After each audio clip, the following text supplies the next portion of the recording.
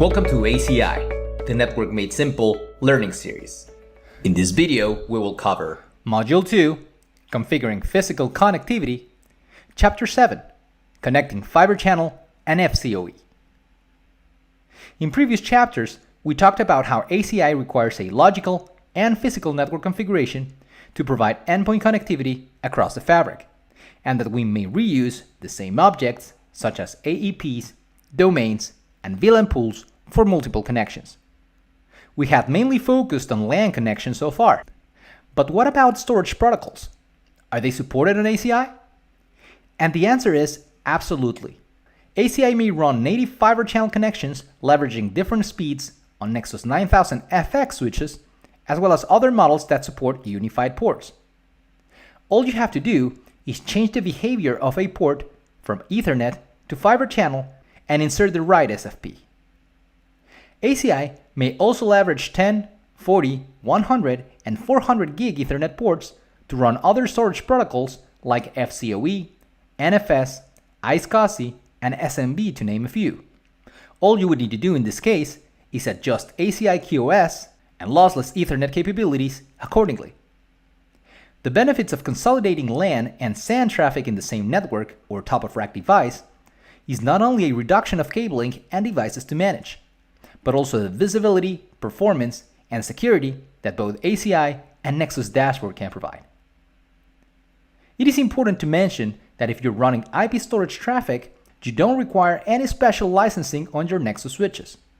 However, if you're planning to run FCOE or FC, you will need to consider a storage protocols license on the leaf nodes that need it. In this chapter, we will focus on the configuration steps to successfully implement FCOE and native fiber channel on ACI. As of ACI 5.2, both protocols are implemented running in mPort virtualization mode, also known as MPV. What MPV mode means is that when you connect a server or initiator to your ACI leaf, the fabric logging process, also known as Floggy, which sends the initiator's worldwide name, will be forwarded to a fiber channel switch or director, such as an MDS, Nexus 9K running NXOS, or Brocade switch. It is important to mention that fiber channel and fiber channel over Ethernet is not VXLAN encapsulated. Therefore, it is not sent to the spine layer, but directly to the fiber channel or FCOE director.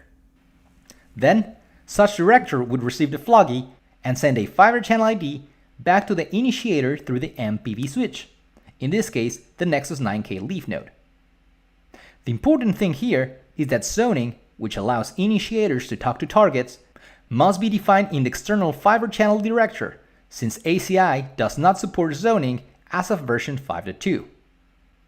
Full fiber channel forwarding functionality and zoning on ACI will be available in a future release, so stay tuned. Today, I will show you how to connect a VMware server running FCOE through a CNA to its fiber channel storage array, in our case, a Pure Storage.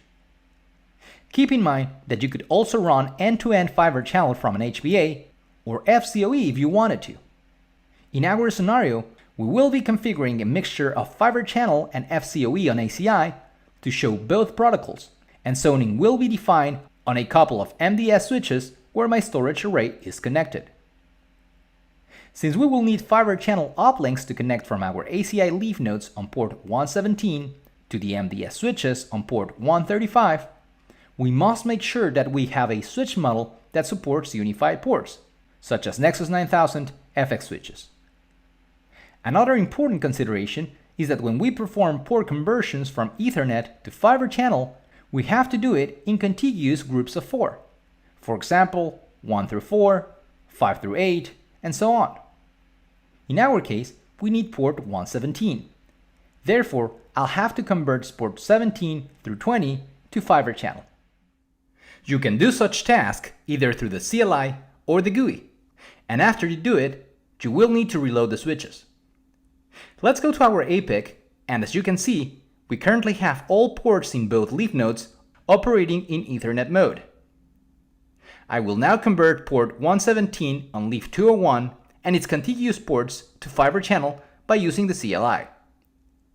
I will SSH into my APIC and under configuration mode, I will type the leaf ID, then slot 1, since this is a fixed switch, and then the port range I want to convert, which in our case is port 17 through 20. I will then reload the switch and do the same for leaf 202, wait a few minutes, and once they finish rebooting, let's go back to the fabric inventory section and take a look at both switches, where you can now see ports 17 through 20 operating in fiber channel mode. To perform the physical network configuration, we will follow the same golden questions we have learned throughout this module.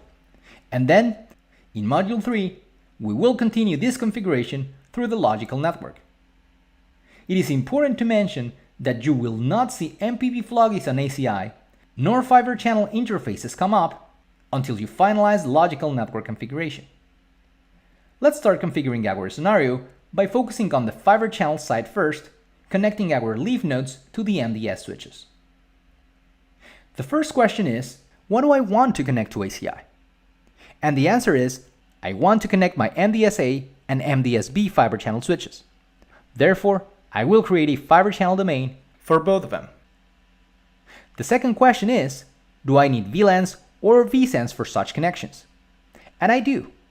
I will use vSAN 101 for my MDS-A connection and vSAN 201 for MDS-B. So, I will create a vSAN pool including them.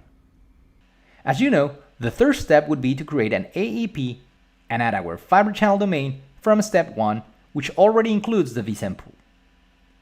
Let's go ahead and do this now on APIC. First, we'll click on Fabric, Access Policies, and in the Physical and External Domain section, we will create a fiber channel domain. I will add a name to it, and we're done with step 1. On the same window, I will do step 2, creating a vSAN pool which will include both vSANs 101 and vSAN 201. In this case, I am creating a single domain with both vSANs in it to keep it simple, but you could always create separate ones if you'd like. Last, I will go to Policies, Global, and create an AEP. I will call it SAN Uplinks, since I will later use it to assign it to my fiber channel interfaces facing both MDS switches. I'll associate it with my fiber channel domain, and we're done with steps 1, 2, and 3. Now, moving to step 4, we need to specify which interface we want to configure and how. Therefore, I will create a SAN interface profile following our naming convention best practices, and we will include our fiber channel port 117. We will also create a fiber channel policy group where we will include a set of fiber channel policies such as the port mode. In this case, we will set it to MP since the leaf node is working in MPP mode. We'll also set the speed to 8 gig and enable trunking. Finally, and most importantly, we will add our AEP from step 3 to this fiber channel policy group. Lastly, in step 5, I will associate our SAN interface profile to a SAN switch profile we will also create. Just for your reference, keep in mind that for this to work, the MDS or fiber channel switches you use should have NPIV enabled as well as F-port channel trunk if you're using multiple vSANs. At the interface level, the port type on the MDS switch should be F and the fill pattern should be set to idle. If we perform a show interface on the MDS interface connecting to my ACI leaf node, in this case FC135, we can see it is currently down as expected. Let's go ahead and finish our physical network configuration then. I'll start by creating a fiber channel policy group. I will call it fiber channel uplinks 8 gig, and then I will create a fiber channel policy inside it setting the port to NP, trunk mode on, and the speed at 8 gigs. Once I'm done, and most importantly, I will select the AEP I created in step 3. Then, I will simply use the quick start wizard since I need to create new SAN switch and interface profiles anyway, and I will start with leaf 201 first, selecting interface 117, which should already be in fiber channel mode, the switch and interface profile names based on the best practices we covered, and then I will select fiber channel. I will now select the fiber channel policy group that I created before, and we're done. In the interest of time, I will not show you how to do Leaf202 in this video, however, you would follow exactly the same process. If we now go to the inventory, we can see interface fiber channel 117 is still down on both leaves. This is expected, and they will not go up until we finish the logical network configuration in Module 3, since we will need to allow a vSAN to flow on a specific port through an EPG mapping. We are done with the SAN uplink ports running fiber channel. So, please join me in part 2 of this chapter, where we will now perform the physical network configuration for the server side running FCOE.